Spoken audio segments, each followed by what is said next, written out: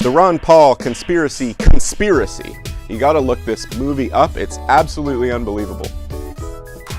That's appropriate. It's called Hot Coffee. The portion sizes. Such garbage. World. Okay, so the Ron Paul conspiracy.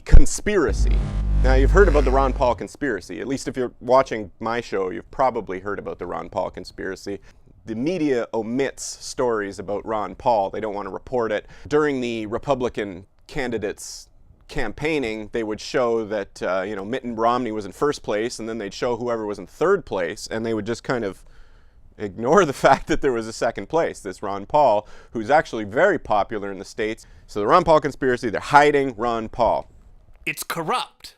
Now, a little bit about him. He's libertarian. He wants to repeal all these crazy laws that Obama and Bush have put in where, Americans lose their rights, they can have their property seized, they can have their money seized, they can be put in jail indefinitely and executed, all legally under the terrorism bills and these terrorism laws that are put in the United States. People can be actually detained indefinitely and executed according to the laws. These can't be the facts. So he's a libertarian. He's saying, well, first off, we're going to get rid of that shit. So he would like to get rid of the Federal Reserve. He's tried to abolish the Federal Reserve many times. He got a bill through recently to audit the Federal Reserve. The Federal Reserve, it's a private bank. It's never been audited in over 100 years, yet it supplies the currency for the entire country, the United States. And actually, it supplies the currency for a lot of the world. The Federal Reserve lending money constantly and not actually telling anyone what it's based on, because it's not based on anything. They're just printing money out of nowhere. It's the scam of humanity. It's the biggest whamboozle that's ever happened, is that these people just keep printing money from nowhere. That's whack! Anyway, one of Ron Paul's solutions is that you revert the American currency back to a gold standard. So you can't have dollars that are just printed out of nowhere. Every individual bill, whether it's electronic or it's an actual physical piece of paper, has to be backed by gold assets. So a bank can't issue money out of nowhere. They have to actually have gold in reserve so that they can issue the money. So that would be a currency that's on a gold standard. And that's what Ron Paul has mentioned many times. You go back to the gold standard. If most of that gold has already been monopolized, then a gold standard isn't going to help the people. It's going to keep the people down because they don't own any gold. So we're not going to have any legitimate currency, no actual capital for regular people. We would be stuck on this system where, again, the currency would be completely monopolized by a small group of people, the ones who own all the gold. Now, okay, there's a lot of gold. I got some gold here. There's gold all over the place. It's much more difficult, hopefully, to monopolize something on a gold standard because there's a real commodity behind it. Now, Ron Paul, he's not rich. There is the possibility that he could be bought out. Of course, so many people have been bought out. They've been blackmailed, whatever, to go along with this crazy scheme and pretend that the world is a just free market. Now, Ron Paul says, no, we're going to end the wars. We're going to end all this $1 trillion or whatever the Americans spend on American military every year. It's a crazy amount that they spend on their military. When they need things at home, they're spending all this money. He says, we're not going to spend it anymore. In the United States, there are more private security personnel than there are police officers. What? So you have this private policing force that's actually bigger than the police, than the state-run police force. These reconstruction firms in Iraq have their own mercenary armies there. At what point is private security and private military going to be more powerful than your state-run men with guns, right? Men and women with guns. You don't want as many people as you want out there with guns, but it would be nice if the state had a larger physical force than corporations and banks. Show them how it is. It'll be like when the the USSR collapsed and there was all this great military equipment up there to buy, right? So you cut American military spending, there's all this new stuff, and guess who's going to buy it? It's going to be the corporations and the banks, because they're the only ones that can afford it, because they just print themselves limitless new money, and they could buy the military outright. And then they wouldn't be accountable to any democratic body. It's corrupt. Ron Paul would say, oh, we don't need to tax and have social medicine.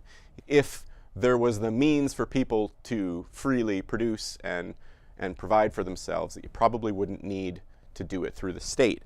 But the reality is, we don't have a free market. We don't have the means for people to produce and create their own prosperity. So in our current predicament, social medicine sounds pretty nice. But I mean, when you're subject to the king's whims, when you're subject to the king's will, you want a lot of public servants working for the king. You may get a little bit of compassion, a little bit of benevolence from regular people working in health and social services.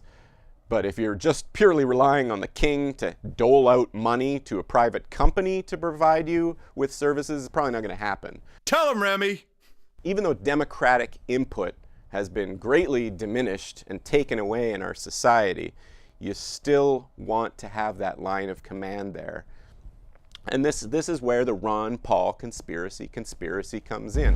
What if this guy were to get into power and he cuts back all kinds of laws, he changes the system so that we're based on gold, he cuts military spending. What if everything he does just cuts away the government, cuts away the democratic line of command until there's absolutely nothing left? You're not going to get your liberty if you don't have some semblance of equality where power is spread out. Okay, so the news section this time. I'm calling it news because I don't want to call it news fail. This just wanted to cover a documentary that I watched that I really, really enjoyed. I think you should see it. That's appropriate. It's called Hot Coffee. Great documentary. Really got to check it out. I'm not gonna ruin it for you, but that whole incident with a woman getting burnt with hot coffee at McDonald's, you've heard about it. I'm not gonna say anything about the actual incident, because if you're anything like me, you had an idea of what exactly happened when this woman got burnt with hot coffee at McDonald's. You had an idea of what happened, and you're going to believe that idea until you see this documentary. I mean, you know me, I'm an extremely critical thinker, and I was absolutely duped by the hot coffee incident. Absolutely duped. It was a propaganda whitewash, completely tricked everyone. Go watch this movie, Hot Coffee. I won't give it all away. But the idea of Americans suing each other constantly and making millions of dollars, suing corporations and making millions of dollars, this is all bunk. It's total BS. It doesn't actually happen. Most of the states in the United States have caps on damages. So you know what medical bills are like in the States. So the state has a cap on damages that's maybe $300,000. You have medical bills of $1 million, and you can only sue legally for $300,000 because there's a cap on how much damages you can sue for. That's so not right. So it doesn't matter how many damages were actually caused. Someone caused you $1 million of expense, but there's a cap on what you can sue for. You gotta look this movie up. It's absolutely unbelievable. You go into court against a corporation, you're gonna face some of the sharpest, most dastardly lawyers in the world if you try to sue a corporation. Of course that's going to happen. But that's not what I'm talking about. I'm talking about the actual laws, because they've sent in lobbyists to change the laws, to put in these things like caps on damages, to put in all these things that limit people's ability to sue. They take away your civil rights. They take away your appeal to the rule of law, where you can say, this person caused me harm, this person defrauded me, whatever it is they did, and I want them to compensate me for it. You can no longer do that in the United States. It's all a big sham. Get a big ram! Consume! We're gonna review some crackers. So I I wanted to get 4 boxes of crackers, but I only got 2 boxes. I'll have to tell you what was on the other boxes. So I got the Wheat Thins whole grain, which apparently, I don't know, look this up. I tell you, I should just look things up for you and put them on the show. But when things say whole grain, it doesn't always mean whole grain, and it just made with whole grain, so it doesn't even make any claim about how much of it is whole grain.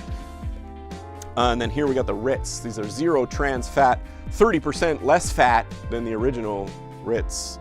Now the first thing that jumps out on cracker boxes, and this is a big piss off, is the portion sizes. Ritz regular, the serving size is 6 crackers, which is equal to 21 grams of food. And Ritz, 30% less fat, is 21 gram serving with 7 crackers. Wheat Thins, the same company, it's all Christie. You eat the whole wheat ones, you eat 21 grams, which is 12 crackers.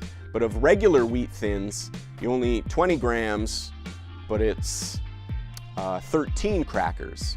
So you get 6 crackers, 7 crackers, 12 crackers, 13 crackers, 20 grams, 21 grams. And the box size, this one's 200, this one's 250. You don't just need to bring a calculator with you to the store to figure out the nutritional content. And you have to bring a mathematician with a calculator, maybe a team of people to figure out what the actual nutritional content in a box of this stuff is. I don't think I could even do it. I could have done it for the show, but it was too monumental a task. I'm not even going to do all the math to figure it out. And then the ones that say 0 trans fat, that's another loophole, of course. If there's less than 0.5 grams of trans fat in something, you can say there's no trans fat. So, you know, this was a viewer suggestion, by the way. Is Mark L, who's on the plaque, he mentioned this to me. And, you know, there's maybe the reason that they're changing the sizes constantly isn't just to confuse you, but so that they can hide the fact that there is actually trans fat in here. And I mean, you look at some of the ingredients, like the soybean and the modified palm oils. I think that has some trans fat in it. You know, they can hide whether there is some trans fat in here, as long as the serving size comes out so that there's less than 0.5 grams of trans fat. But of course, when you eat crackers, I don't know, 6. This wants me to eat 6 crackers, regular Ritz. You're gonna eat 6 crackers in a sitting. 6 crackers. And if you only eat 6, sure, you will get an amount that they can say is 0 trans fat. Most people sit down, some people sit down, they eat a whole box of this. It says 0 trans fat. You eat a whole box, you're getting all kinds of trans fat. You eat 6 crackers, you're getting all kinds of trans fat. They just don't have to list it because of a loophole. And even the whole idea of trans fat, I mean, stuff still has saturated fat in it. This has a gram of saturated fat. That's a lot of saturated fat. Who gives a shit if it didn't have trans fat, which it actually does have trans fat, but because they say, oh, no trans fat. The reason why they came up with this whole fad with the trans fat is so that they can say 0 fat on the front of the container, 0 fat. Because your brain, trans, this is a new word, you're gonna skip over the word trans pretty easily. But when you see 0 fat, oh, 0 fat, and it's loaded with saturated fat. I'm sorry, I can't keep a straight face. Saturated fat, that's the bad one. That's the one your body can't process and it just sits in your body. Saturated fat, tons of it. Who gives a shit if it's trans fat? Close enough, it's saturated fat. Culture. Jim Smetchland on the Remi Review. Just a quick... Nothing's quick. Thank you to Chris and Arvind for working on the show. Of course, Prolific, Duke Buzzy, anyone else involved, Euphonic Sound, James Pugh, in the studio, come to the studio, make some wonderful music here. I am Jim Smetchland, and this is The Last Held Center.